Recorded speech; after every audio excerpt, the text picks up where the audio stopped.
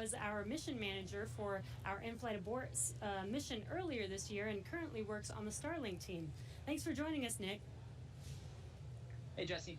I'm here at the Launch and Landing Recovery Center with the recovery team and our Dragon ground operations team monitoring the launch.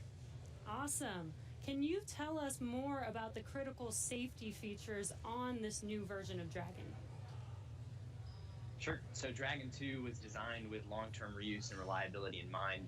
So fundamentally, there are multiple layers of redundancy to any of the failure modes that we could conceive of, that NASA could conceive of when we were working to design and test this vehicle over the past few years. But in the event that we encounter an unforeseen failure mode or multiple failures which push us outside of our design space, Dragon also has backup systems and operational controls intended to keep Bob and Doug safe. I'm sure you've heard a lot about it today, but the launch escape system is the primary backup system that we have from the moment that the vehicle is here on pad being fueled all the way up until orbital insertion. At a high level, the launch escape system, in the event of a major Falcon anomaly or emergency, will terminate Falcon thrust, separate Dragon from Falcon, and it'll use Dragon's 8 Super Draco engines to quickly pull the vehicle away from any kind of Falcon anomaly. And you talked a lot about the launch escape system. How exactly is that activated? Is it autonomous? Is it manually activated? Definitely. So for this system to work as designed, you have to remember that the vehicle could be flying at hundreds or thousands of miles an hour through the lower atmosphere. So it's really important that it's extremely fast and highly reliable with very low chance of false positives. The launch escape system fundamentally is set to look at a set of pre-programmed criteria which are on board the vehicle. Dragon and Falcon are looking at high rate telemetry, looking for abnormal vehicle dynamics, loss of communication between critical systems, or manual commanding. Our launch director and chief engineer, who you've heard a lot from today, are capable of sending a manual command to Dragon to initiate a launch escape. And Bob and Doug are also always able to actuate the launch escape handle and initiate a launch escape themselves as well. Now that the system is armed, all of this is currently active on the vehicle. Wow, it sounds like there's a lot that goes into it. And we did have an in-flight abort test earlier this year to test this out. Can you tell us what we learned from that test? Definitely. It was possibly the most flight-like test of an orbital class booster in history. It was a fully flight-like test using a full Falcon 9 rocket, which we had to knowingly destroy in order to get this fully integrated system. For folks who didn't get a chance to see it, the vehicle followed a normal crew launch trajectory. About a minute and a half into flight, we had Dragon autonomously trigger the launch escape system based on a reconfiguration of those triggers I was just talking about. And thankfully, we had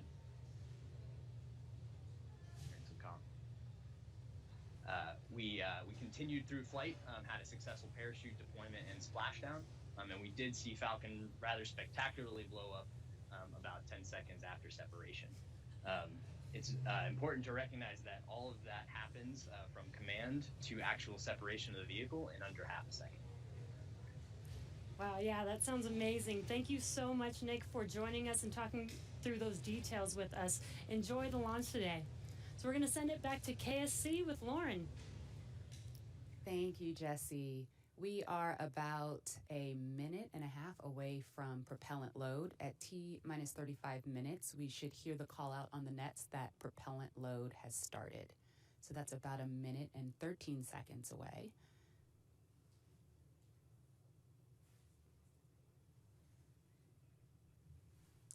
Hey, Marie and Lauren, I am getting goosebumps over here. This is an exciting moment.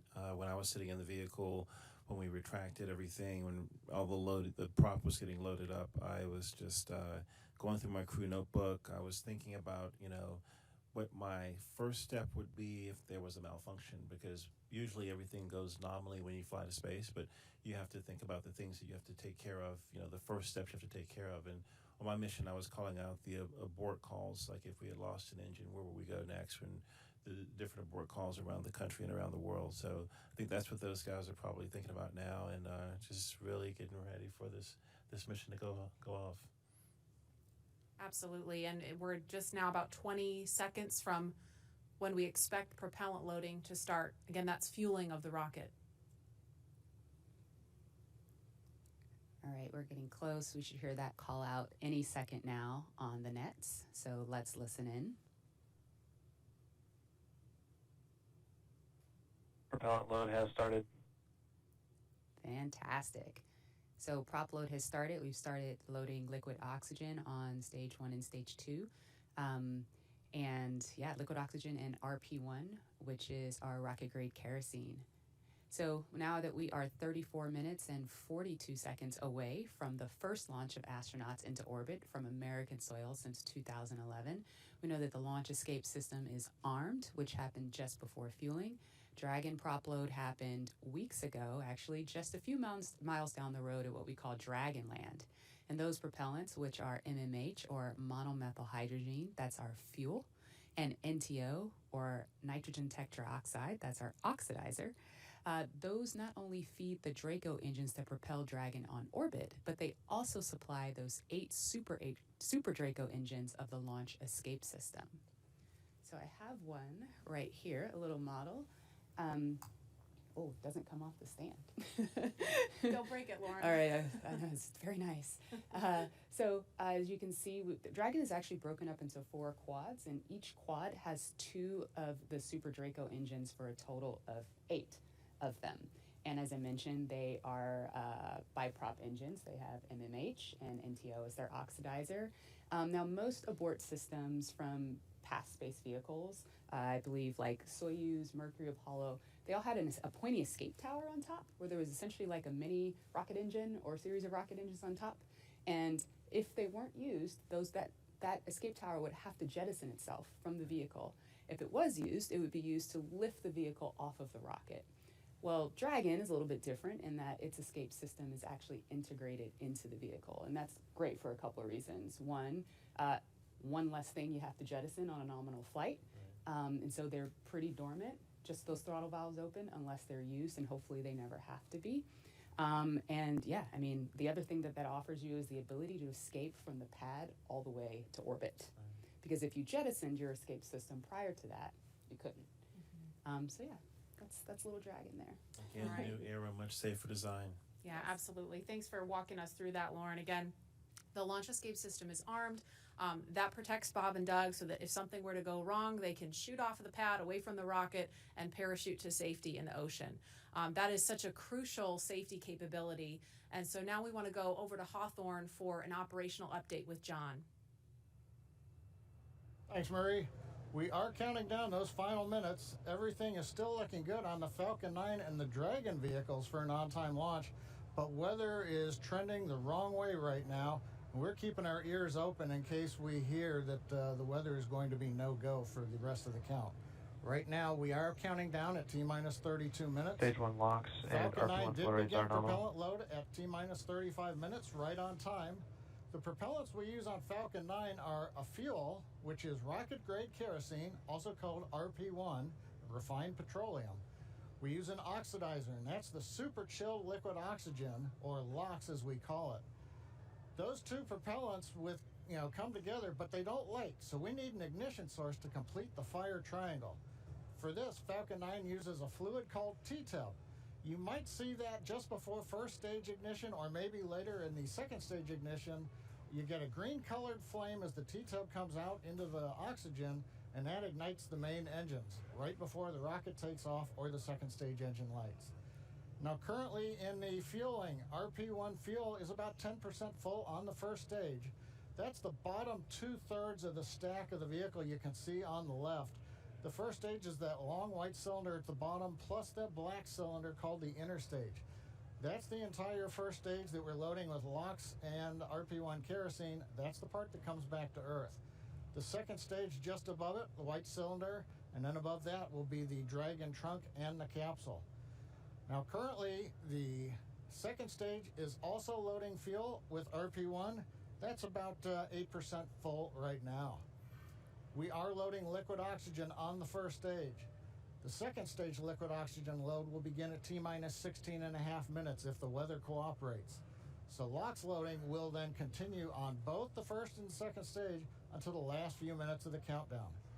Helium loading is also underway into pressure vessels on the second stage. We use that to pressurize the tanks in flight as the propellant is being pulled out by the Merlin turbopumps.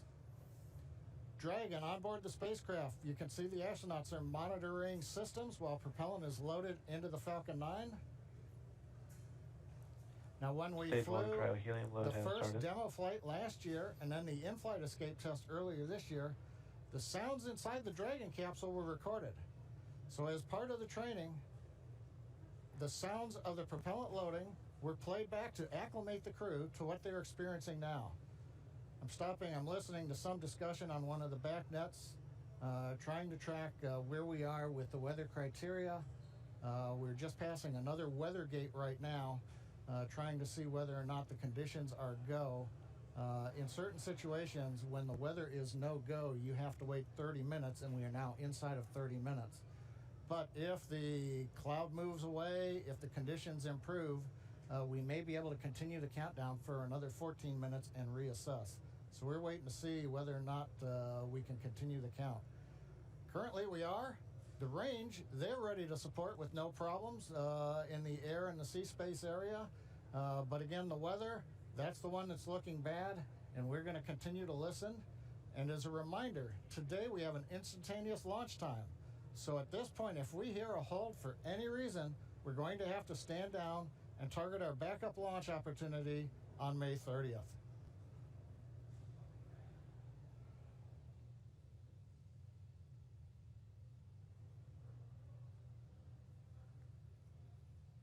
For Demo-2, Bob and Doug's flight to station will take about 19 hours, and their journey is fairly similar to the trip our cargo Dragon makes back and forth to the International Space Station, with two noticeable differences: docking and splashdown.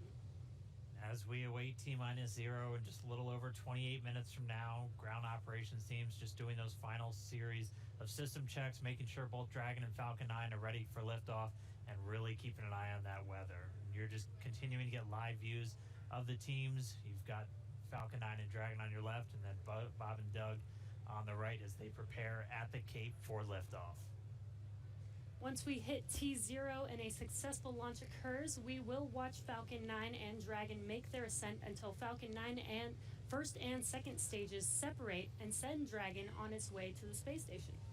And once it gets on orbit, mission operators will prepare Dragon for on-orbit operations, where Dragon will execute a series of burns that are going to gradually raise its orbit to align more closely with the International Space Station. You're seeing some of that track in the animation on your screen right now. After doing enough of Dragon those burns, SpaceX they'll for put weather Dragon. update. Oh, sounds like we're going to get a weather update real quick for the crew. Go ahead, Spacer. Yeah, we're currently just evaluating a constraint on the field mill rule, which looks at lightning energy dissipation. We expect to have an update at about T-20 and more information there on whether we would be able to continue into the prop load or scrub at that time.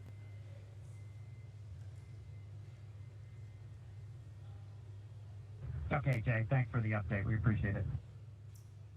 Copy. So I'll give you some more words in about 6 minutes. Okay, so it sounds like we're going to Check, find Cap. out in about 6 minutes if we're going to have enough time. And John, I was referring to a couple of those weather situations where we have to have a certain amount of time. In this case, with the field mills, about 15 minutes. So they have until about 16 minutes and 30 seconds to really make sure that we're going to have enough time for that to dissipate. So we're going to be listening for that weather update in just a couple of minutes, but it is going to be a pretty interesting trip uphill for them once they actually get on orbit. And a very exciting countdown with 6 minutes to figure out if we are launching today. But targeting back to what we were talking about, next Dragon will make its approach and actually dock with the space station. This is a very different process from what we've seen with Dragon cargo deliveries in the past, which used a process called berthing. Now, berthing requires a spacecraft to approach the station and then stop so a crew member can maneuver the station's robotic arm to capture the spacecraft. Docking on this version of Dragon can be done autonomously. Stage 2 cryo-helium load started. Autonomously with no crew aboard the station. It's typically a faster process, both when arriving and leaving, but it does still require pinpoint accuracy to approach safely. Once captured, a spacecraft then gets attached to a common berthing mechanism. It's the same type of port that we use to connect each of the modules together on board station. It's a little bit slower process than docking, but the hatches are significantly larger than docking ports, which makes them perfect for bringing up large cargo items. Dragon will spend up to 120 days docked before preparing to return home. Following successful completion of Dragon's test objectives and cargo loading operations, the crew will close out the cabin, perform final system checks, and configure the vehicle for undocking. Once the automated undocking sequence is complete, Dragon will complete 2 departure burns using its Draco engines, pushing it away from the space station. And then after Dragon departs the station, it's ready for its trip home. And that'll have deorbit entry and landing and a number of other operations. If you're looking at this animation, it might look like we're playing the one we played originally in reverse, because that's kind of how it goes, but just a little bit quicker. All of the operations following the final departure maneuver will include things like trunk separation, closing that nose cone again, executing a deorbit burn, and once they're inside the atmosphere, deploying drogue and then main parachutes, and then finally splashing down off the Florida coast, at which teams will move in, get Bob and Doug up out of the water, and get them out of the capsule once they're on the boat. So, we have 4 minutes now until we get that next expected weather update. Let's go down now to the team at Kennedy. Murray? All right, thanks, Dan. If you're just joining us, we are now T-minus 23 minutes and 48 seconds from the first launch of astronauts to the International Space Station from U.S. soil in 9 years. We're going to find out in less than 4 minutes if the weather looks good for that. And this will mark the beginning of a new era where more people will be able to fly to space than ever before. In fact, we took a poll a little bit earlier to ask you if you had the opportunity to fly to space, would you go? And 86% of those of you watching answered that you would go to space. That's an incredible number. I think, realizing that you don't have to be a military astronaut or a NASA astronaut to fly in space. You can be a regular civilian, just a regular person going up to space on a SpaceX type rocket. So I think that's why the numbers are so high. Yeah, and we are really thrilled to see all the folks watching along online. I know we certainly hope that this is a go, but we're going to hear a little bit of a weather update in less than 3 minutes now. And Leland, I know they're waiting for a weather update, and they've come, almost all the way down the count. What do you think Bob and Doug are thinking about right now?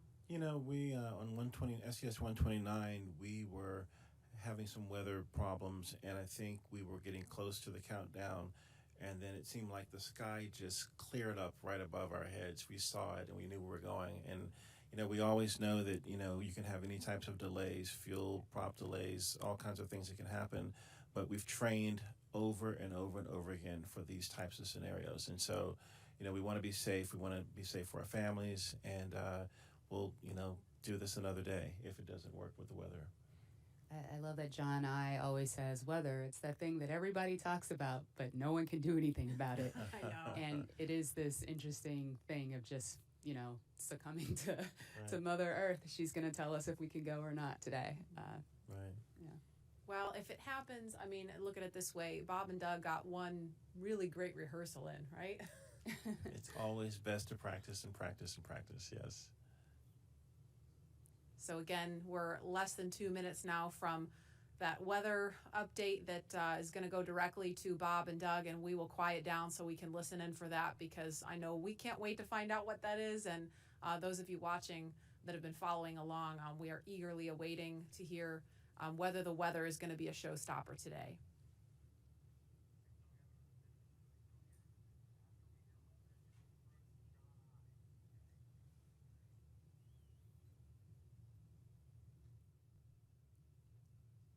These clouds can seem really deceiving at times, right? You see the blue skies peeking through and you think everything's fine, but you just don't know. That's why we have those launch weather officers. Absolutely. And I know, we've talked about it before, but it's not just the weather in Florida that they're looking at. They've got to look at weather downrange. If they were to have an abort in flight and they needed to come down somewhere in the ocean, they need to consider what the weather's like out there, because recovery teams have to go out and get them in a situation like that. So there's so many variables, and that's why not just with this flight, but with every human space flight we've had in the past, there's always a very good chance of a scrub, because you do have so much criteria that you have to meet. And we're going to listen in now. We're just seconds away from a weather update. Stage 2, RP1 load complete.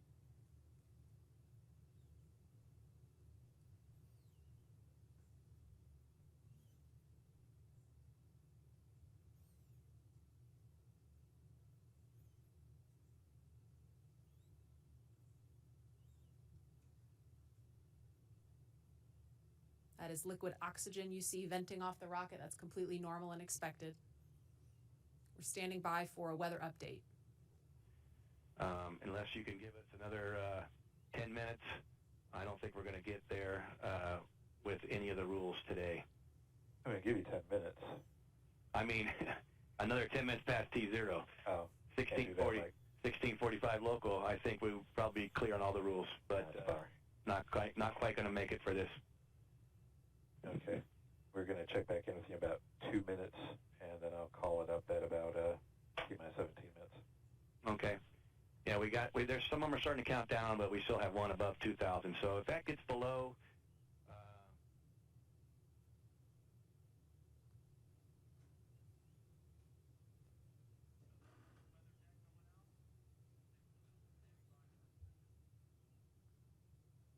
And that didn't sound great right there. That was the weather net going out, but we're still standing by for a final decision.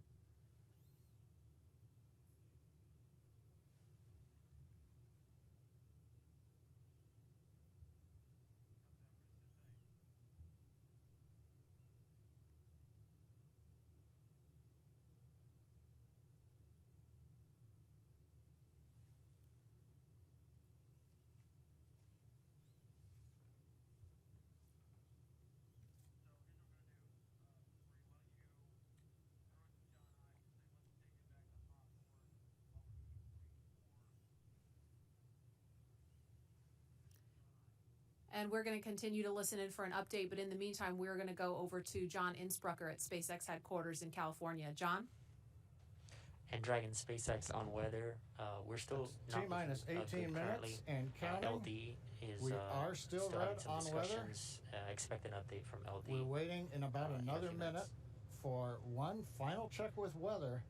We're going to check at T-minus 17 minutes possibly. We don't really expect that things will have improved. The weather officer was not optimistic that the weather would clear up that rapidly. We did hear the launch director, Mike Taylor, joke that, you know, if we could move 10 more minutes past the T0, weather conditions may improve, but Mike was not able to do that. We have an instantaneous window today. So at 17 minutes, we want to make that call because shortly after that, we will begin loading liquid oxygen onto the second stage. So if we're not going to have the opportunity to launch, if the clock's going to run out, stand by. Continue to violate a couple different weather rules that we now do not expect to clear in time to allow for a launch today. We go ahead and end today's launch attempt. Launch control. Go ahead and end the launch auto sequence and proceed into the launch abort auto sequence, please. Launch abort has started.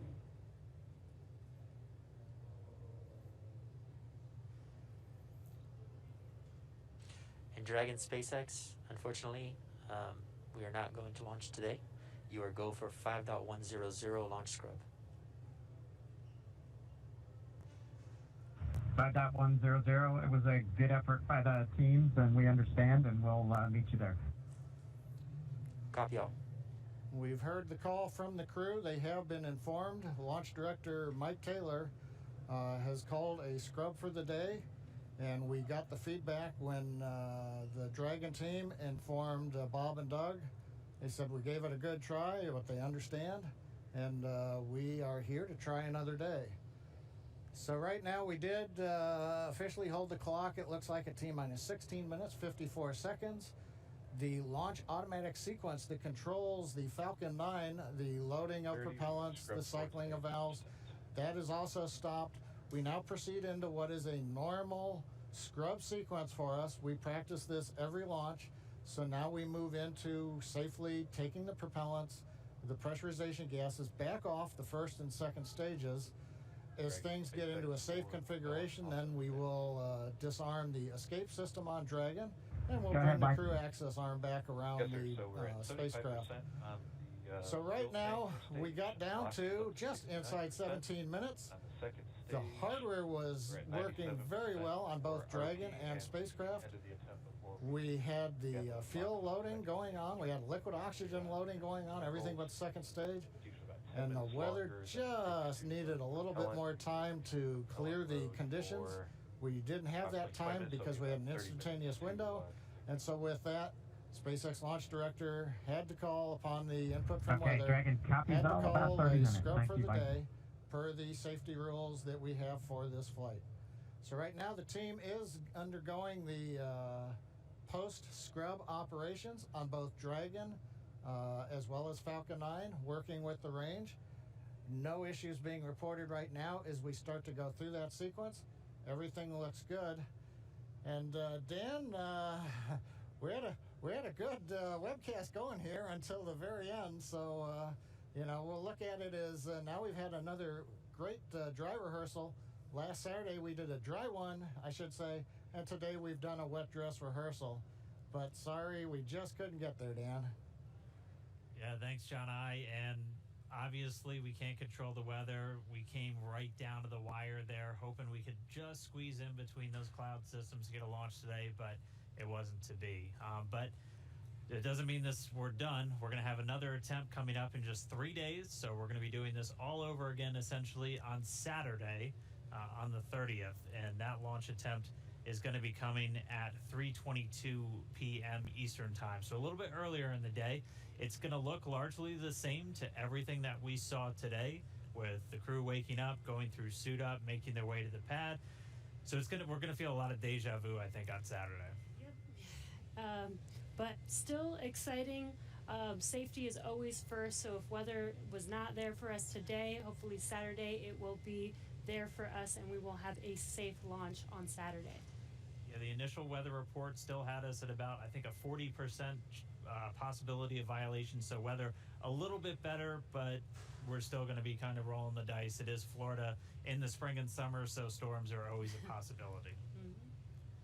One of the good things, though, the vehicle appeared to be in great health throughout the day, both Dragon and Falcon 9, so we didn't have to scrub for any technical issue. We're going to continue and follow along with Bob and Doug until they're out of that capsule, as again, they had started loading fuel onto the Falcon 9 rocket, so they'll have to wait until all that fuel comes off.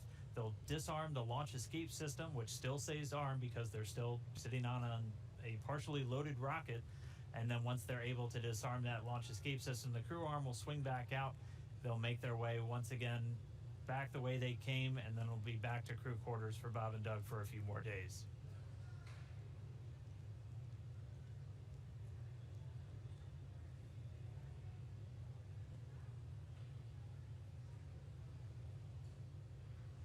But if you're just now tuning in, wondering why we're not still counting down, we did have a launch scrub today. We were just a little under Stage 1 17 LOX and minutes. fuel flow rates are nominal for offload.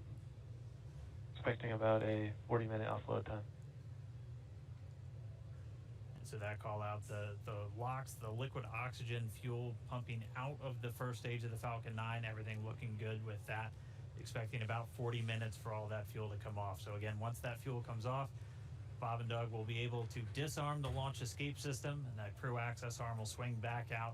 They'll be able to make their way back down and then over to crew quarters. So unfortunate scrub today because of weather. That was the one thing we were tracking from the moment we started today, watching Bob and Doug get suited up for their launch. We did abort today's launch, or scrub today's launch, with a little under 17 minutes to go until our T0 time, which was 4:33. So that's going to move us to our next attempt, which is coming up on Saturday, and that time is going to be 3:22 p.m. Eastern Time, so a little bit earlier in the day for Bob and Doug and for everybody else watching around the world. They're still going to have a 19-hour flight to station if that's when we launch, and a lot of the stuff that we saw today is going to look very similar, but we're just going to have to try again, cross our fingers, hope for a little bit better weather the next time. And again, this goes with every launch. We do track everything all the way down to T0 to make sure that everything is go, making sure that the range is go, weather is go. So this is standard procedure. We always tend to make sure that we have a backup day, launch day, in case we do have scrubs like today. So this is pretty normal and standard. Nothing to be worried about. Again, we do this for the safety of our vehicles, as well as today we had astronauts on our vehicle. So even bigger reason for us to make sure that we have safe weather for them to fly. And just a reminder for everyone still tuned in, it takes about 40 minutes for all of this propellant to come off of the Falcon 9. And while it is offloading, that launch escape system on Dragon, which is designed to pull the capsule away if there's any issue with the rocket or anything on the pad, that is still armed. So we're going to continue to stay with this until all the propellant's off, and then we'll see the launch escape system get disarmed. Bob and Doug will be able to open up their visors again. The crew access arm will swing back out and link up with Dragon, and they'll make their way off and then down the tower at the pad. But if you're just now tuning in, no launch today. We did have to scrub because of weather. We're going to be moving to our second attempt on Saturday, just a little bit earlier in the afternoon. Just going to continue to stand by as this propellant comes off. We heard a call that everything was going nominally or as expected so far. And then once all the propellant's off, we should see Bob and Doug make their way out of Dragon shortly after.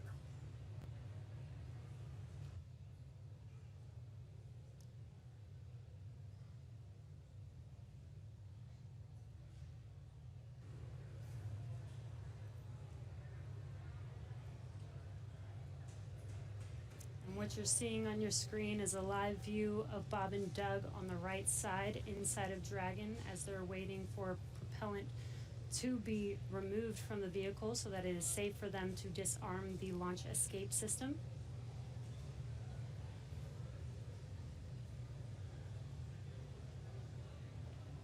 And this will take a bit of time, so we are going to stay live with you to watch this as they exit the vehicle eventually and come down from standing down on launch today.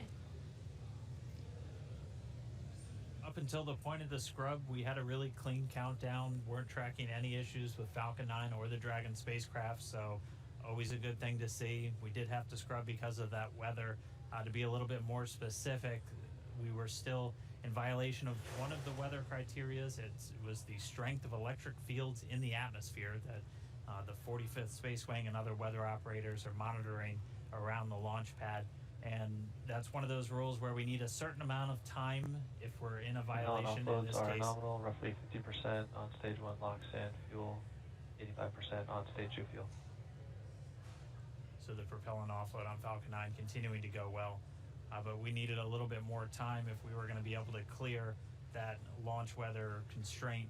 And since we do have an instantaneous launch window today, we weren't able to make it. So we hope for better weather coming up on Saturday, where again our next launch attempt is going to be at 3:22 p.m. Eastern time, and we'll be able to go through everything. I mean, we saw them get suited up. They had a great ride out to the pad. All of their initial checks on both the suits with pressure checks and communication checks went well. Able to get the Dragon hatch closed, the launch escape system arm, and Falcon 9 started its fueling, just not able to make a good weather window today. And as John and I said earlier, it was just another great rehearsal today. I don't think you can get enough practice doing this. So when Saturday comes, or when the day that we can actually launch the vehicle, Bob and Doug and the NASA and SpaceX team are fully prepared with just an extra rehearsal on the belt now.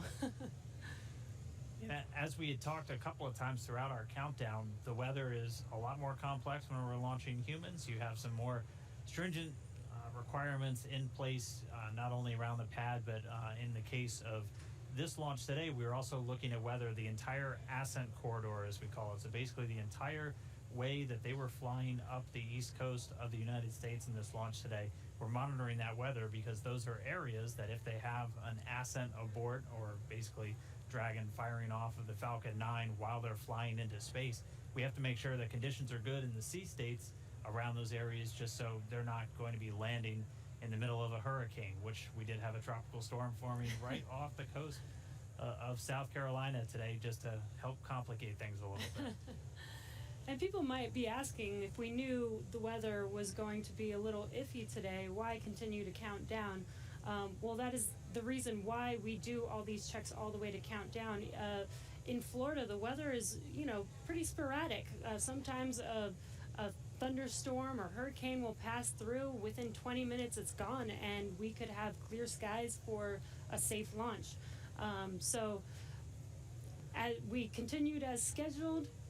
Standard procedure again to just continue to monitor weather all the way down to the last minutes of the count, and we see what happens. So today, unfortunately, we did scrub for weather, but we will attempt again this Saturday on May 30th.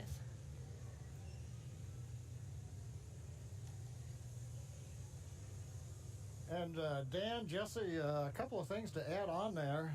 Right now we are 11 minutes after the scrub was called. Liquid oxygen and fuel are coming off of the first stage. Hard to tell from the view. It's still a little misty around the tank because there's locks on board. But we're between half and a third of each of the fuel and LOX tanks filled on the first stage. So propellant coming out right per plan. The second stage fuel tank is offloading. That's going slower, but it's also a smaller tank. It doesn't take very long to either load it or to offload it. The other thing that we're working on is the high-pressure helium spheres, as well as the nitrogen spheres for the landing leg system. The pressure will be brought down on those, eventually getting it down low enough to where people can re-enter the pad area.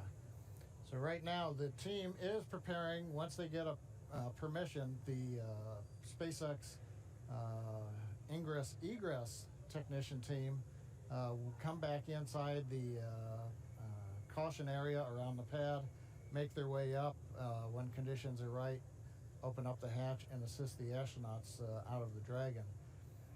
I'd like to point out that for those who are wondering whether or not, having gone through this, putting propellant, pressurization gases on, getting fairly close to launch, whether that has done anything to wear out the Falcon 9 or the Dragon, the answer is no. If you can recall, the Falcon 9 is designed for at least 10 flights, and about time we get up to a 10th flight, we'll be doing testing to find that we probably got enough margin to continue keep flying. So this is the very first flight of a new first stage and a new second stage. So we haven't even gotten through the first flight. And in all of our margin calculations, we also take into account the fact that we may scrub a launch. So even today's operation, where we have pressurized and we have stressed the vehicle a little bit, that's taken into account in our design and our qualification testing. The other good thing is that the most stressing part of the flight for the Falcon 9 on the first stage is the re-entry. So we didn't even get through that. So we're sitting here on the pad. It's a fairly straightforward situation and not stressing on the Falcon 9. And on the Dragon spacecraft, with the human rating factors to carry crew, there is enough factors of safety, margins of safety, redundancy, that just having two people on board and closing the hatch and even pressurizing the propellant system does not eat into the margins of offloads continue nominally 30% on stage 1 so launch, right now everything's continuing to stage offload. Cool. The automatic sequences that we use routinely, both at the launch sites, Kennedy Space Center, Cape Canaveral, even Vandenberg Air Force Base, as well as in our Texas test site for first and second stage. Those sequences are running. Propellant is coming off of the vehicle per plan. And we see Bob and Doug up in the Dragon spacecraft, just waiting when we can get up there, open the hatch, and help them egress and come on back down the tower. And the other thought I had, Dan and Jesse, is right now we are coming up on what would have been T0. And I'm wondering 10 minutes from now whether the weather officer would turn around and say, yes, it turned good. You just didn't have a long enough window. We only had 1 second and we needed 10 minutes. So we'll have to ask offline and say, hey, did the weather conditions improve?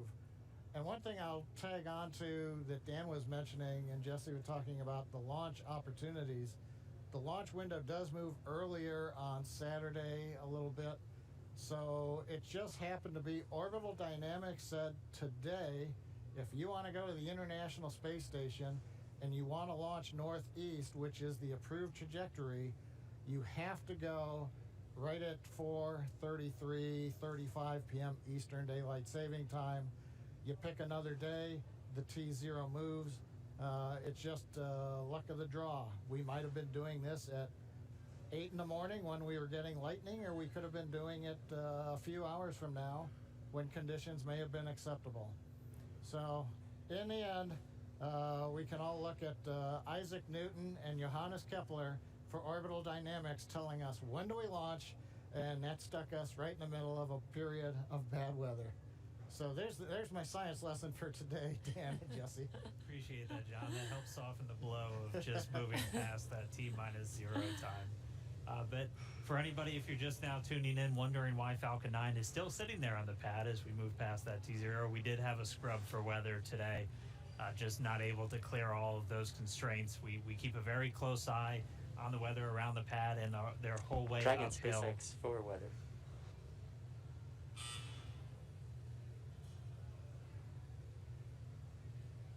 Right now, Bob and Doug are still SpaceX inside of Dragon, go ahead for weather. Yeah, I just wanted to give you some more words on the scrub rationale. Yeah, so we basically scrubbed due to 3 rules that we were violating. All 3 would have been expected to clear 10 minutes after our T0 time. And those 3 were natural lightning, the field mills, and the attached anvil.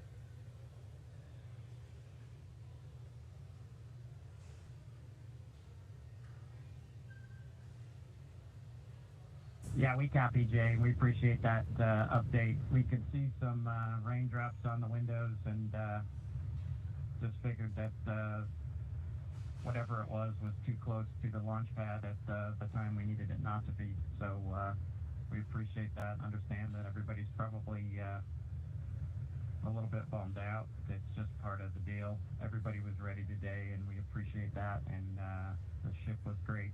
And we'll do it again, I think, on Saturday. Copy all, and yeah, we concur. And appreciate your resilience sitting there in the vehicle for us. We got the easy job. Nothing better than being prime crew on a new spaceship.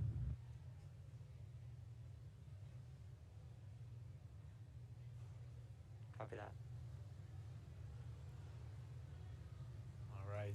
Some great words from Bob and Doug. They're feeling good inside Dragon. They'll be ready to go when we make our next attempt on Saturday. Right now, we're just still waiting for all of the fuel to come off the Falcon 9 rocket. After Stage 1 that, LOX and fuel roughly 20%, and stage 2 fuel 36%. And so that call right there, we're still at a little over 20% on fuel, RP1, and LOX, liquid oxygen on the first stage, and then at about 26% on RP1 on that second stage. So again, it takes about 40 minutes once the process starts, so we should have right around 30 minutes or so until all that fuel's off. And then the crew will get to go to disarm the launch escape system. We'll see that crew access arm swing back into place, and they can begin to egress or get out of the Dragon spacecraft. And you heard it live, that weather update of what we violated. We were just 10 minutes off, unfortunately, but again, today was an instantaneous launch. And as John explained, it's due to the orbital mechanics and making sure that at the time we launch, it will allow us to get to the space station on time and accurately. So you can see on your right screen, Bob and Doug are patiently waiting. They do still have their visors on and still strapped into their seats. The launch escape system is still armed right now as we are offloading fuel, and will not disarm until prop offload is complete. And this is just to ensure the safety of Bob and Doug and make sure that they can egress safely from the rocket.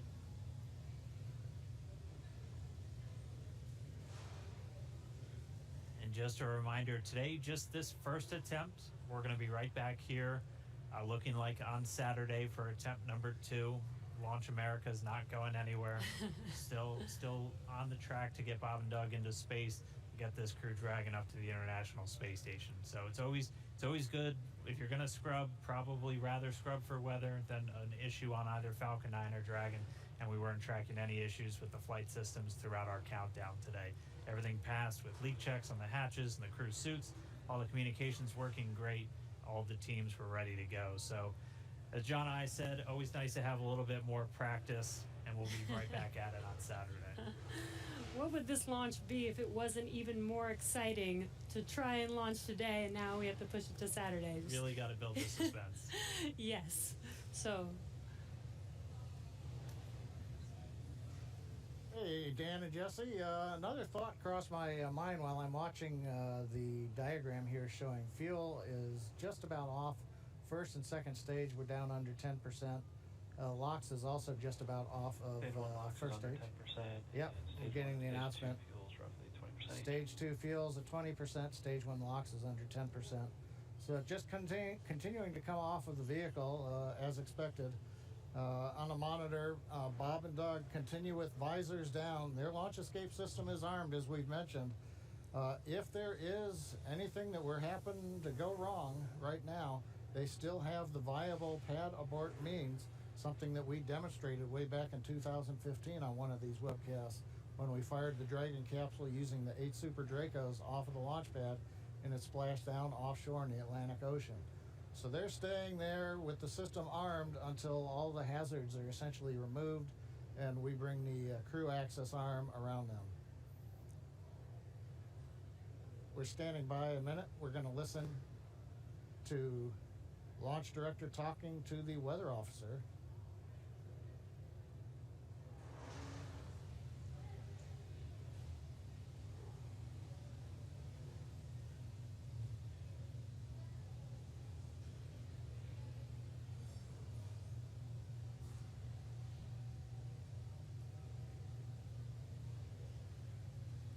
If you're just now tuning in, we did not launch today. We did have a scrub because of weather, but as we were saying, we are looking forward to trying this again on Saturday.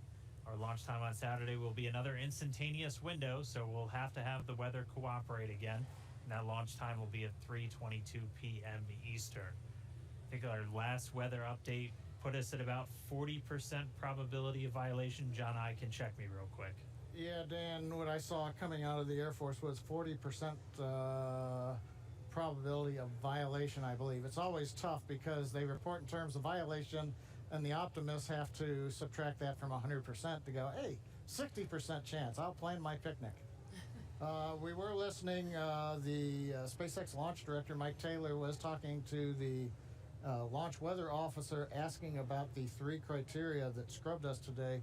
It sounds like in another minute or two, the lightning and the attached anvil cloud rules will clear.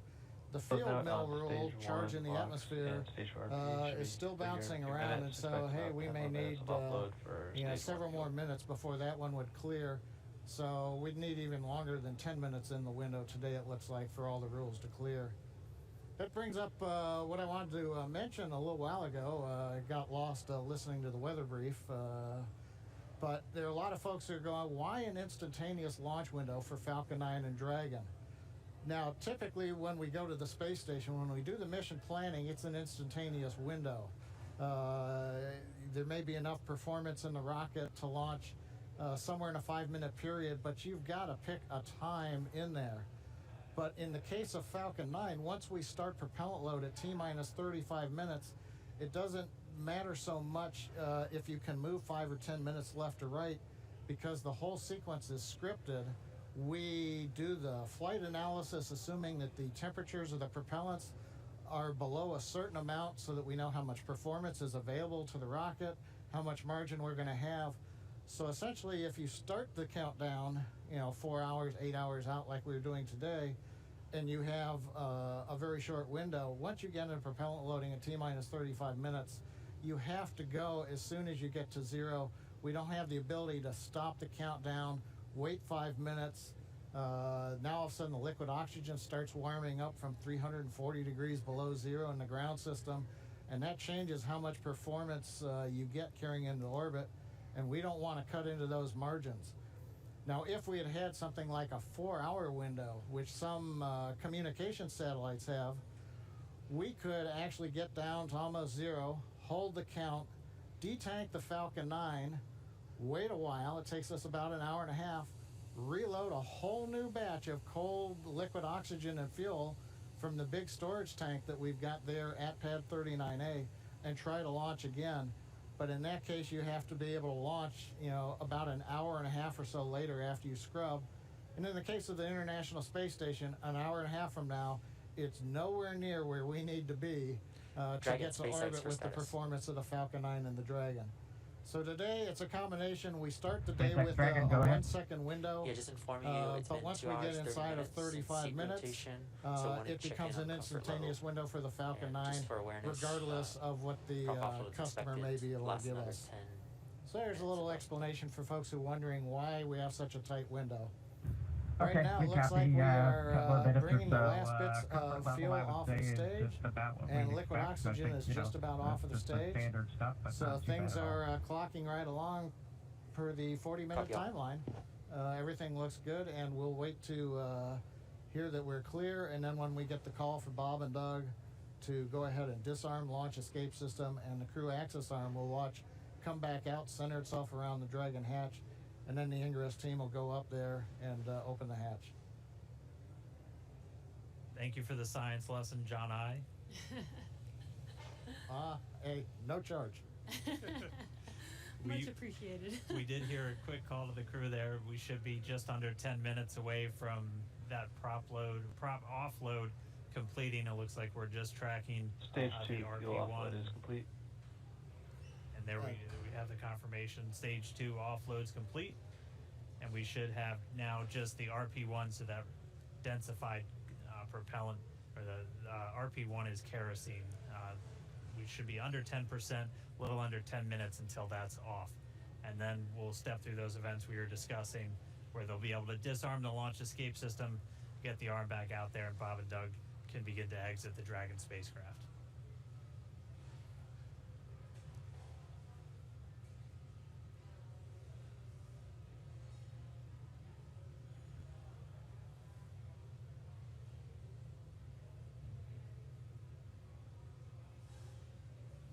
Still not the friendliest skies in the background.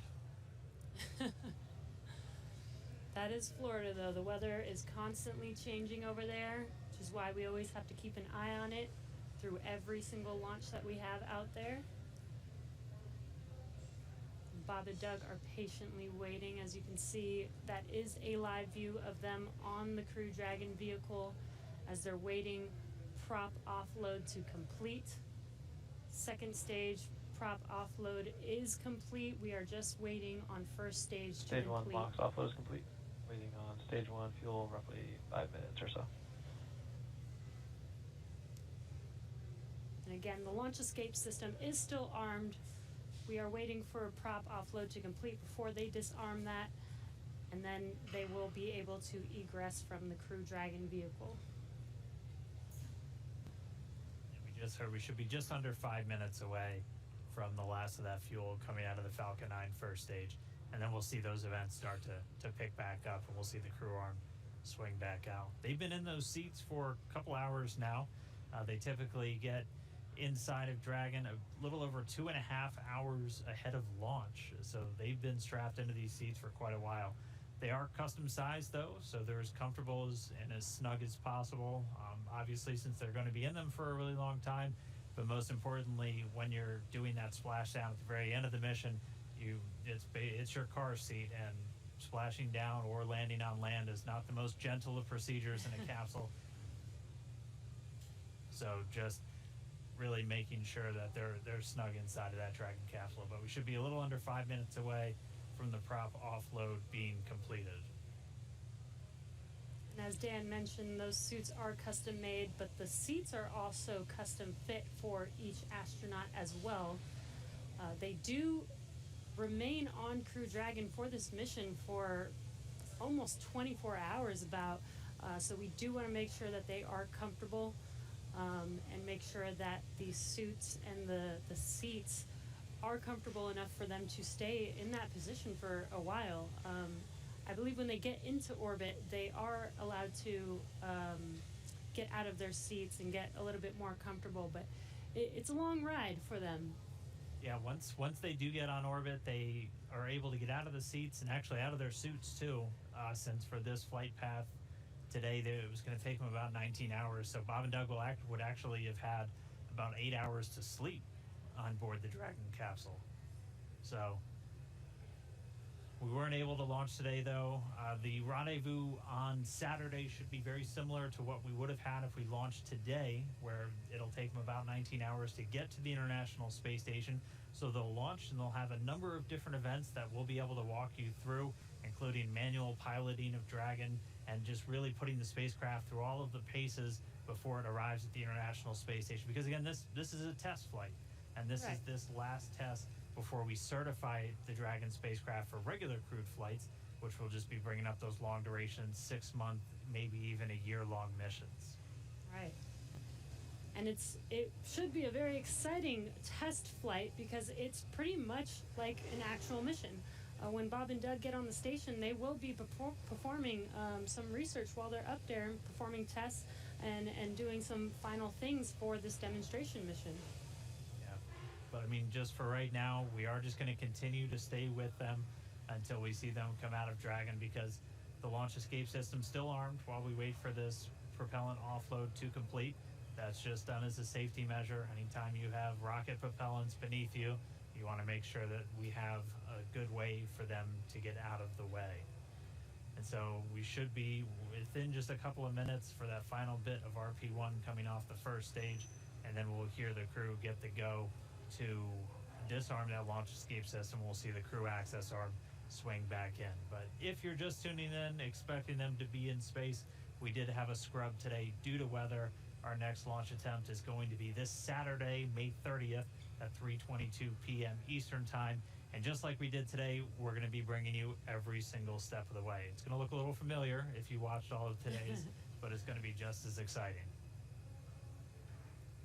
I can imagine it might even be more exciting with all the anticipation that we've hyped this launch up for with already going through it all today. But again, the more practice we have, the better off we will be. Hopefully next launch attempt we will have a flawless launch and actually be able to lift off with good weather. Yeah, weather is going to be the big thing that we'll continue to watch. That was the culprit today for our scrub. And our initial weather reports already looking at about a 40% probability of violation. So as John and I was saying, the optimists in us have to say that's 60% good. So we're gonna look at the good side of this, and that's roughly what we were in the days leading up to this. We won't have a rogue tropical storm forming off of South Carolina on us on Saturday, but Florida weather will always be dynamic, so we'll just continue to track and hopefully get a good chance hit that window on Saturday. And just a reminder, everything else on the vehicle and for the mission was looking good today. It was just the weather, which, as John Aya said earlier, and Lauren even referred to him mentioning this, weather is the one thing that we actually cannot control on our missions. So unfortunately, it did cause us to scrub today. But the vehicles are healthy. Bob and Doug were ready, and they should be ready to go again with the next launch attempt on Saturday.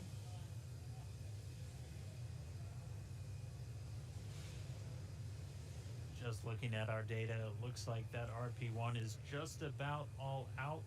So we'll just kind of stand by for a few more moments. Hopefully we get that call soon, John I. Yeah, I was going to, while we're waiting to hear the call that the last percentage of fuel is off, I was going to comment on Jesse's discussion about it was just the weather. I think during this countdown, there were more words said about the weather than everything else. I'm listening right now to a weather discussion in the background. And again, for people wondering if we knew that we did have bad weather, even from this morning. Again, we do monitor this all the way down to the final minutes of the countdown. And with Florida weather being pretty sporadic, sometimes we have even hurricanes coming through or bad weather coming through and passing 20 minutes later and having good weather for a launch. So this is why we continued to attempt to launch today, but unfortunately for T0 today, weather was not on our side. Yeah, Jesse, this is John again. I dropped off to listen to a weather discussion. They were just giving the times. The lightning rule went green, so we could have gone without a lightning concern. The attached anvil rule cleared, but the field mill rule is expected to clear at 58 minutes after the hour. So that's another 4.5 minutes from now. So we were close, but we needed about 25 minutes later launch time. It does remind me, at risk of offending some people, but the old saying that says it's better to be on the ground wishing you were flying than flying wishing you were on the ground. Yes, definitely. Safety first, always, and making sure that when Bob and Doug do fly, they are flying safely and as planned. So again, this is standard procedure for us to make sure that they do have a safe flight to the International Space Station. All right, well, for now, we're just continuing to stand by, expecting the call that all of that prop has now been offloaded from Falcon 9. All right, venting vehicle tanks to nominal TPC set points for current ingress.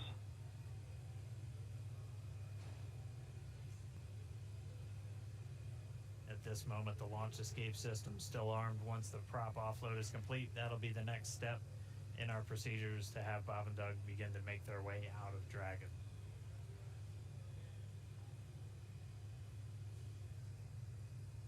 LD, countdown 1.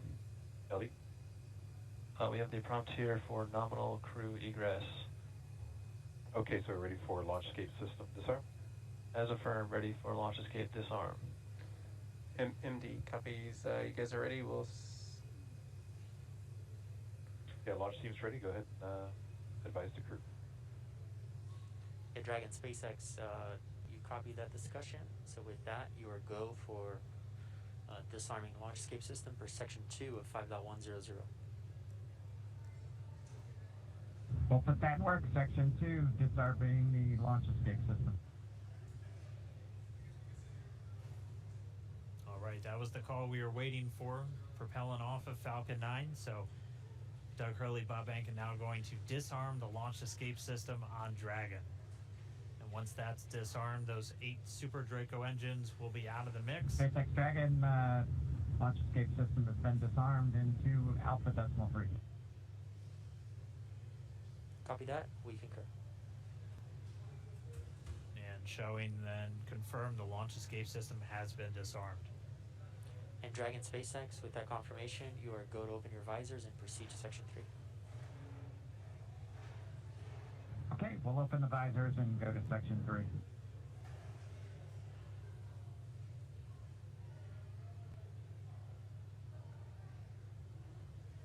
As you heard and you can see, Bob and Doug can now open their visors and get ready for exiting the vehicle. Again, they kept their visors on while the launch escape system was armed, while prop offloading was continuing, and that is just to make sure that they are safe. Now that there is no more propellant on any of the vehicles, they are safe to have disarmed the launch escape system and now are getting ready for that crew arm to swing back, the hatch to open, and for them to egress. SpaceX Dragon with an update. We're holding in 3.4 and we're ready for seat rotation when you are. Copy that. We'll wait for the closeout team to open the hatch and verify clearance, and then we can execute seat rotation.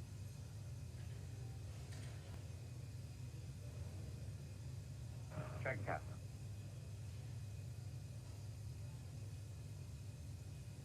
And there's that crew arm swinging back towards Dragon. Once that crew arm is in place, they will be able to open the hatch on Crew Dragon. Bob and Doug's seats will rotate back out of launch position so that they can safely get out of their seats and egress the vehicle.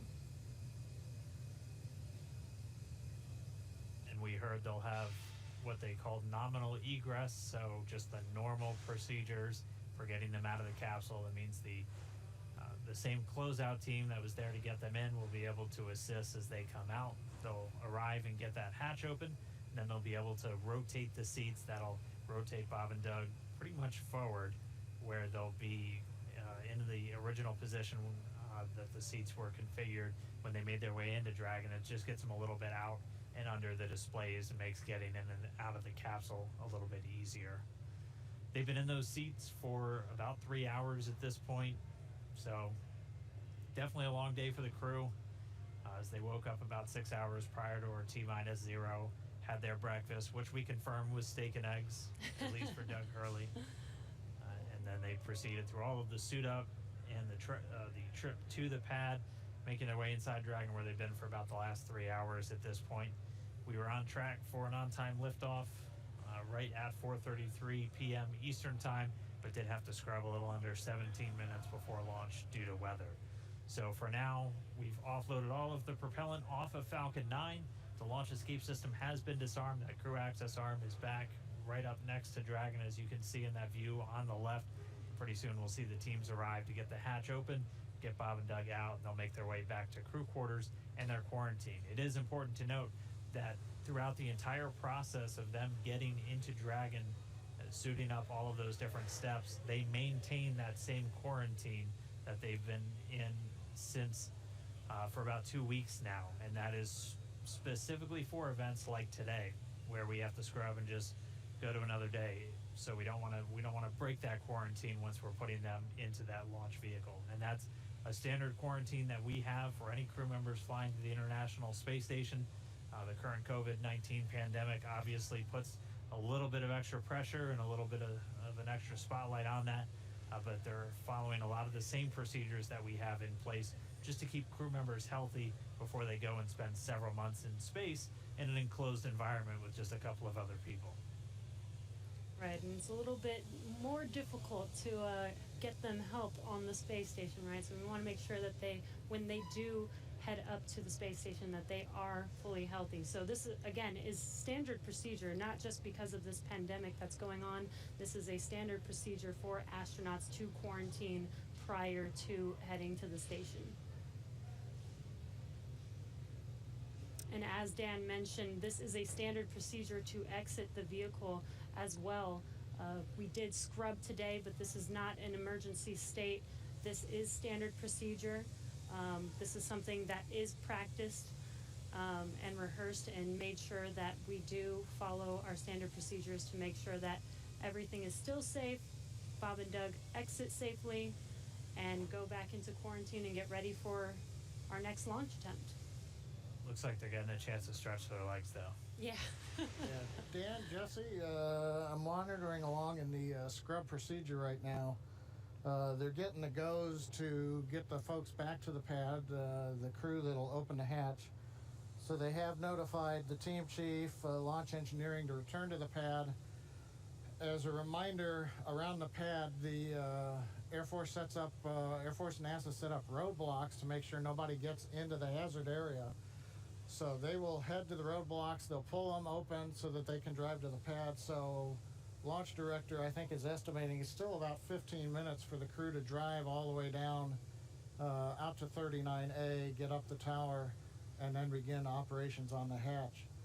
They have confirmed that the purge of the Dragon service section, which is nitrogen during the countdown to avoid an oxygen leak, that is back on air now. The crew access arm is on air, so they're ready for the egress team to get up into the tower, but it's going to take them a little bit still, I think, to drive down the road in the vehicles and go up the elevator.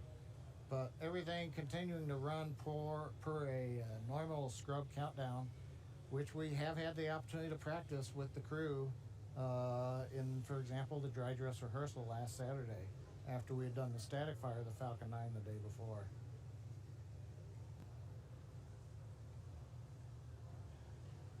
I've been seeing a few questions, people asking why aren't we just trying to launch tomorrow?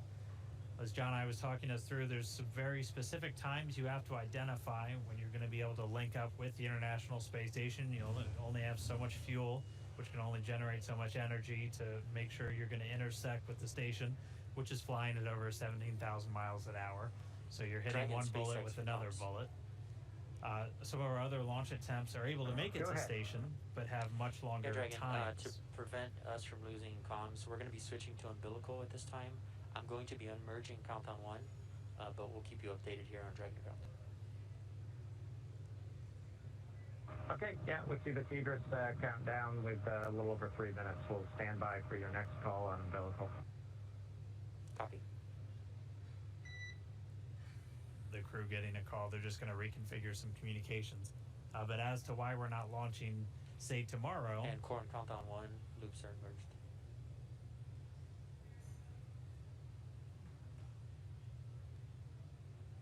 But when we pick our launch attempts, we also have to take in mind some of the human factors of these attempts. Some of these other launch attempts may exist, but it would require Dragon taking in excess of 30 or more hours potentially to reach the station, which could wreak some havoc with the sleep shifts cycles, not only for Bob and Doug, but also for the crew on board station that has to line up their sleep schedule with Bob and Doug as they arrive. And the crews on station and Bob and Doug will be operating off of Greenwich Mean Time once they get there. Dragon SpaceX, comm check umbilical. SpaceX Dragon loud and clear on umbilical. Copy, have you the same. Still getting good comm between the crew and the core here in Hawthorne. But really, just to sum it up, we pick our launch attempts for a number of reasons, not just can we make it to the station, but just how long is it going to take to get there. And that's why Saturday is going to be our best option. We're going to be targeting that one at 3:22 p.m. Eastern Time for our next attempt. And it'll be a little over 19, maybe a little over 20 hours until we actually arrive at the space station, if we're able to get off the ground on Saturday.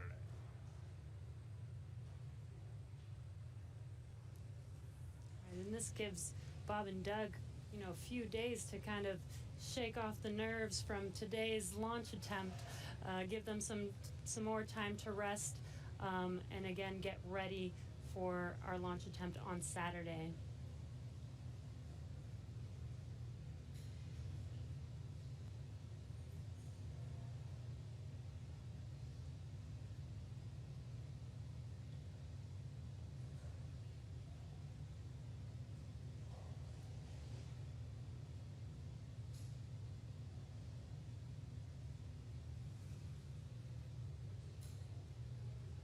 If you're just now joining us, we did scrub our Demonstration 2 mission today. And as John mentioned, we are waiting for the egress team to make it back to the launch pad, head up the tower, and help the crew, or help Bob and Doug egress the vehicle.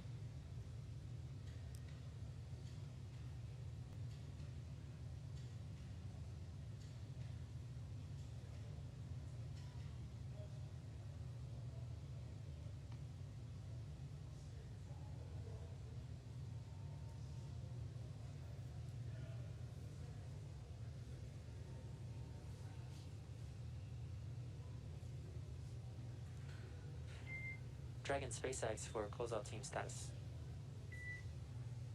Go ahead. Yeah, the closeout team has arrived at the pad and they are proceeding to the White Room. Copy that. You heard that call out.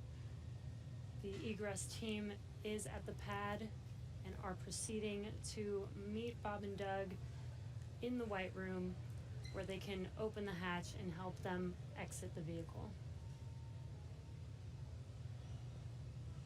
Yep, and we'll continue to stick with Bob and Doug until we see that hatch get open and them start to make their way out.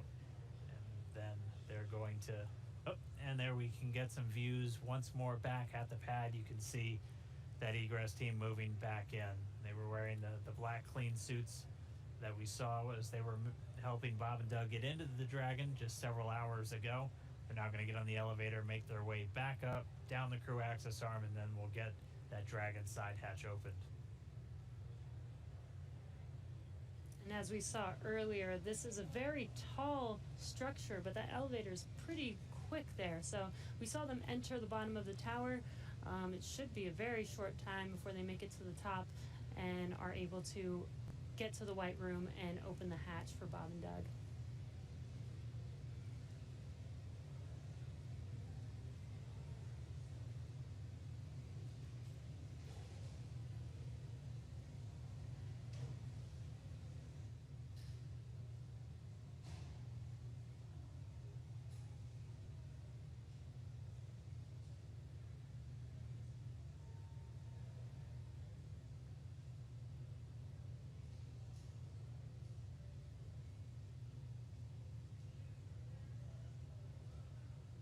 If you want.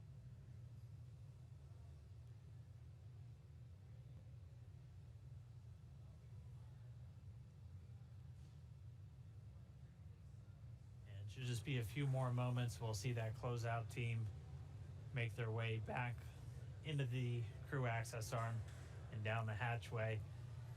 And again, if you are just now tuning in, we did have that scrub just about a little under 17 minutes before launch. Our next launch attempt is going to be this Saturday, May 30th. At launch time, it's going to be another instantaneous launch time. It's going to be 3:22 p.m. Eastern time over there in Florida. And assuming an on-time launch, it'll be a pretty similar flight that we were looking at today, where it'll be roughly about 19 hours before they make that initial contact to the International Space Station. They'll get on orbit and execute a series of 5 different burns to gradually raise their orbit until they're just a few hundred meters below the station and maybe a few kilometers behind. And then they'll do all of the final approach initiation maneuvers. And by that point, the team here in Hawthorne will be working very closely with the team down in Houston in the International Space Station Flight Control Room. Weather for Saturday still not ideal, but it's roughly what we started out with today, where we have about a 40% chance, possibility of violation, and it'll be tracking a lot of the same issues with cumulus clouds and potential precipitation. We'll also be keeping an eye on all of the downrange weather. It looks like we're seeing some people start to make their way into the crew access arm now, so we should see them get that Dragon side hatch open in just a few minutes. But as a reminder, we'll be looking at weather around the launch pad and weather downrange in their flight path on the way to orbit, and that's always checked just in case they have to do any kind of emergency maneuver and land down in the Atlantic Ocean. We will be making sure that the weather is at acceptable levels all the way until they're into space. So you can see the team coming down now. Should see the hatch open momentarily, and then we can begin to get Bob and Doug out of the Dragon spacecraft.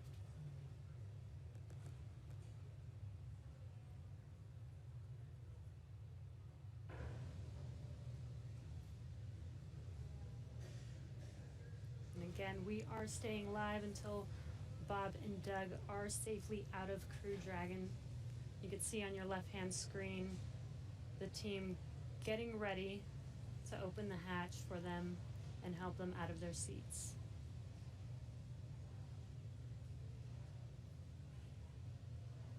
And at this point, the launch escape system has been disarmed. That was done after we successfully offloaded all of the propellants from the first and second stage of the Falcon 9 rocket.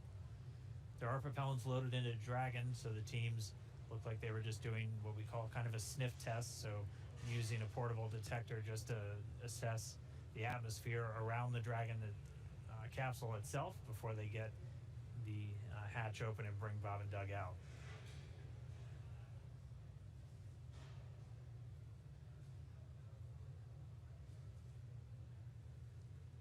All of this is standard safety procedures for egressing the vehicle. This is to ensure the safety of the crew as well as Bob and Doug. Dragon SpaceX for status. Go ahead. Yeah, the closeout team is at the White Room. They are configuring the crew arm for egress, expected to take no earlier than 10 minutes. Okay, 10 minutes. Thank you.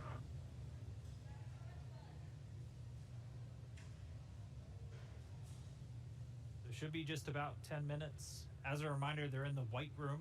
We walked through that a little bit earlier in our coverage this morning. The White Room named simply because of its color, and that's something that started all the way back during earlier Gemini missions. And that is literally the last place on planet Earth where astronauts are standing before they get loaded into this vehicle. It has an environmental control apparatus and a seal that it can put right up against the Dragon spacecraft just to keep all of that dust, dirt, and Florida humidity And Dragon out of the SpaceX, capsule. we're right at 3 hours in seat rotation. I just wanted to check in with you on comfort levels. I'd say no changes, Jay. It hasn't been too bad at all. Copy all. And obviously at this point, with the launch escape system disarmed, we have loosened up straps and gotten our feet out of the straps on the bottom of the seat, so it's a little more comfortable anyway. Copy all. Looks comfortable.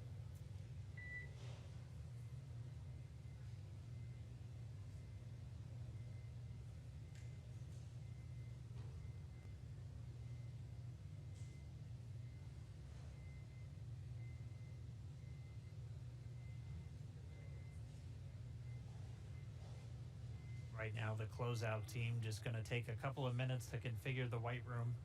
They'll set up a seal between it and the Dragon spacecraft just to make sure we're not letting anything from the surrounding environment get into that spacecraft, which is kept very pristine, obviously, for the crew members once they're inside. They have a small bridge that just connects the crew arm to the capsule itself, making sure they have a nice clear path for their entrance and exit from the spacecraft. So it should just be a few more minutes. We'll see that hatch get opened, and then our crew members can start to make their way out. And you heard seat rotation. They rotate the seats prior to their actual flight to where they're a little bit more parallel to the ground, and that just puts them directly in front of those displays. We'll see them rotate down, just giving them easy access to get out of the capsule.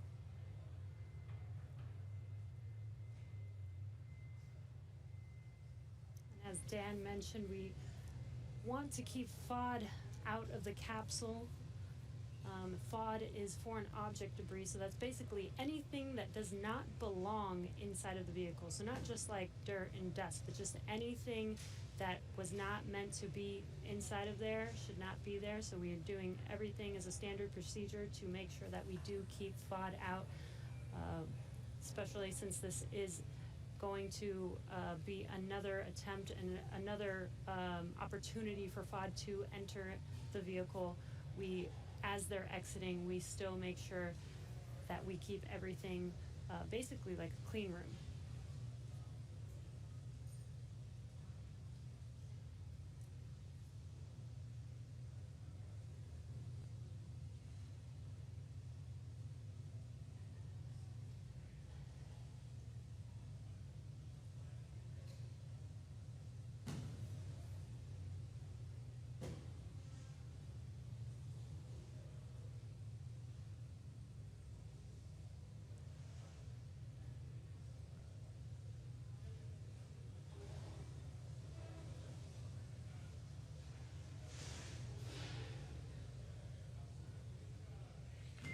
Dragon SpaceX, you may hear some vehicle venting in about 20 seconds. Copy.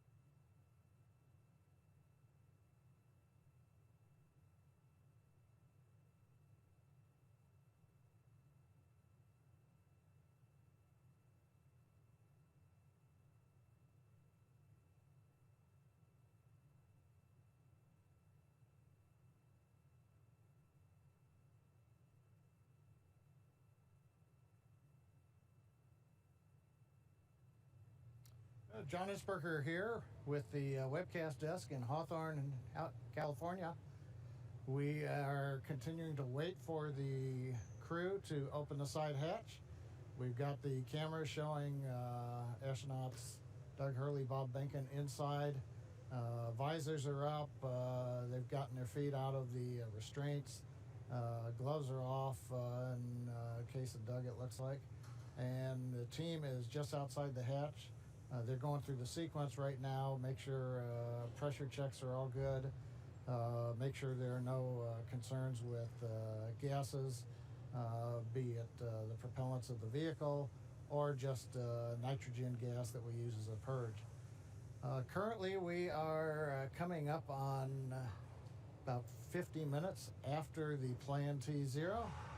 To just reiterate what Dan and Jesse have been talking about earlier, we had a good countdown. I had a lot of fun saying there were no issues on Falcon 9 or Dragon of a technical sort. The range was ready to support.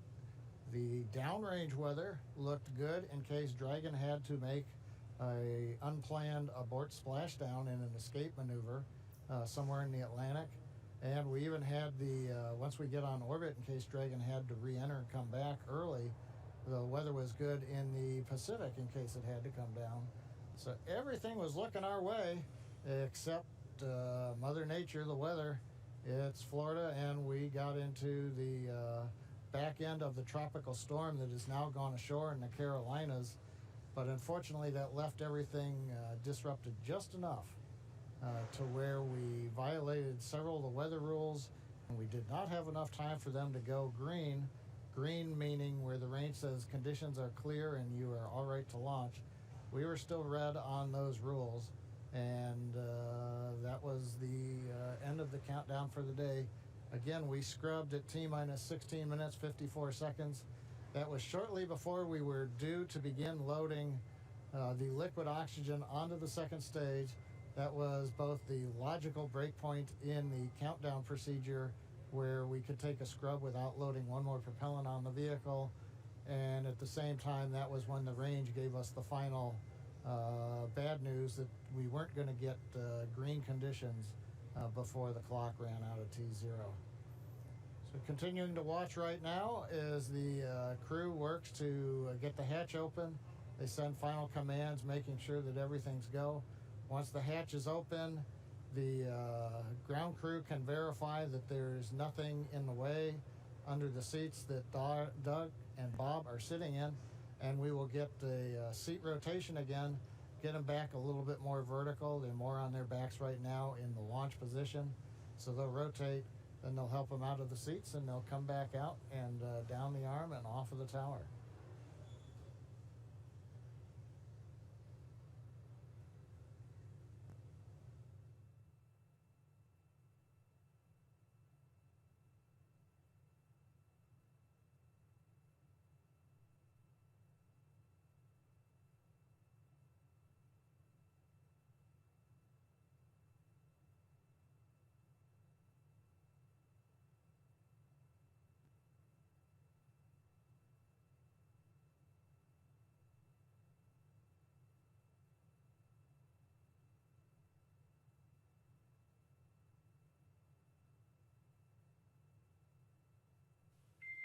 Dragon SpaceX, for status, it looks like the closeout team is inflating the hatch seal, the arm seal right now.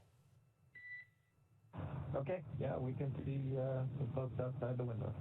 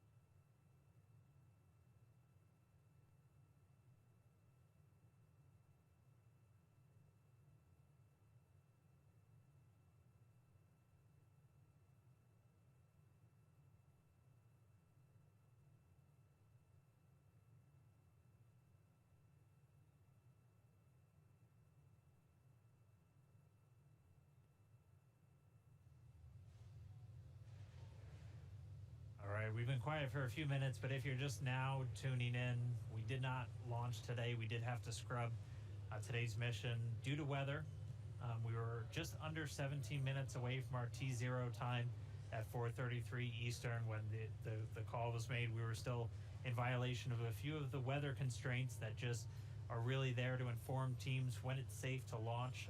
So we're looking at weather both around the pad and weather all the way on the way to orbit for them. So we did have to scrub. Since then, we've been able to get all of the propellant off of Falcon 9. The launch escape system has been disarmed, and right now the closeout teams are there in the white room, so right at the end of that crew access arm. They're configuring the big seal that goes around the Dragon capsule just to make sure its environment is isolated from all that nasty Florida weather, and then they'll be able to get the hatch open, and we'll get Bob and Doug back out.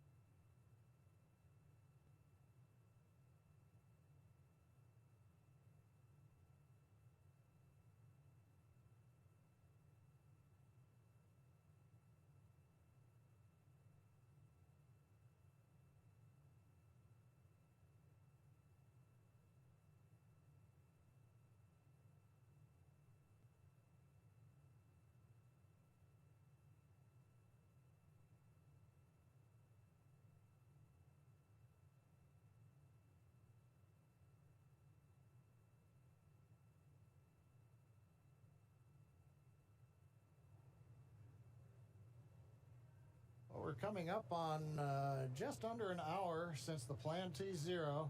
Again, if you're just joining us, well, we've been here summing up for a while. Dragon Launch SpaceX did for not- status. Yep, stand by for status check. Go ahead, Jay. Yeah, closeout team's still working to do the hatch seal inflation. Expect another 5 to 10 minutes. Okay. Okay. We scrubbed at T-minus 16 minutes, 54 seconds. We violated 3 weather rules. The weather rules finally cleared up, but it was long after the planned T0. The SpaceX egress team did return to the pad. They were sent through the roadblocks that surround the pad, demarcating where the hazard area is. Team's up on the crew arm, and as you just heard, SpaceX talking to astronauts Bob and Doug. They're working the seal around Dragon. Then we make sure that Dragon capsule pressure is equalized with the crew arm, and then we'll go into the hatch opening sequence. So we've still got several more minutes. We'll carry that as we go. A couple of points to bring up. Once the crew comes off of the Dragon and comes back down, goes back to the crew quarters to desuit, we will be Dragon leaving. SpaceX for awareness. We're going to command the vehicle into pad hatch open in preparation for hatch opening. Copy that. Okay, that's good. That'll get them into the sequence to make sure that the pressure is inside and outside. And are note, equal. this will equalize cabin pressure, so you may notice something there. Okay, thanks. So as I started to mention, once everybody's off, we'll leave the Falcon 9 Dragon, the crew arm, where they are. That is in the launch support position. There's no plan to come back down to horizontal. The vehicle is designed to stay vertical. Now, if we were to find something wrong during the countdown as we go through data review, that could mean that we have to come horizontal, as we did late last night, early this morning, as we were working a ground issue on the transporter erector, and then we went right back up. But currently, no plans to come horizontal. We'll stay vertical up to the next launch attempt on Saturday.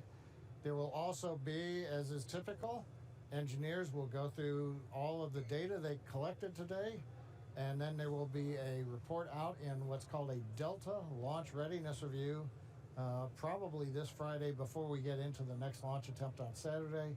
That's where the engineering disciplines will brief management, chief engineer, launch director, mission director, the NASA customer, where we stand on today's countdown, what we learned as well as our readiness to proceed into another countdown attempt. But currently at Kennedy Space Center at historic Pad 39A, we're getting ready for the hatch opening and the crew to be able to leave Dragon, come back down, get out of their suits, and wait to go another day, hopefully this coming Saturday, the 30th.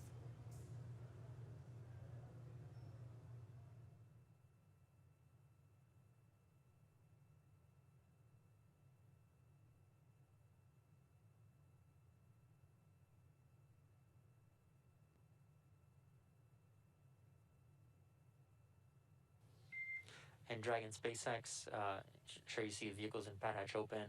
The AVVs are now open, and that nitrox injection is complete. Yeah, we felt it and heard it, and copy all.